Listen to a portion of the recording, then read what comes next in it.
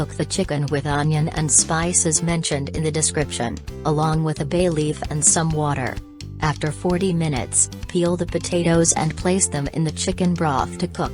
Meanwhile, finely chop the green onions, parsley, and red bell pepper and set aside.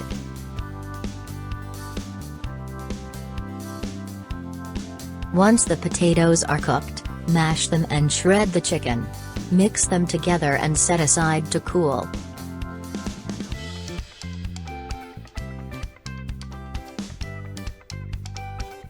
After cooling, add the eggs, grated garlic, spices, sesame seeds, chickpea flour, red bell pepper, parsley, green onion, and soaked saffron to the mixture. Mix well. Take portions of the mixture as desired, shape them into balls, and fry them on both sides in hot oil over medium-high heat. Make sure not to skimp on the amount of oil. Enjoy your saffron chicken koofteh.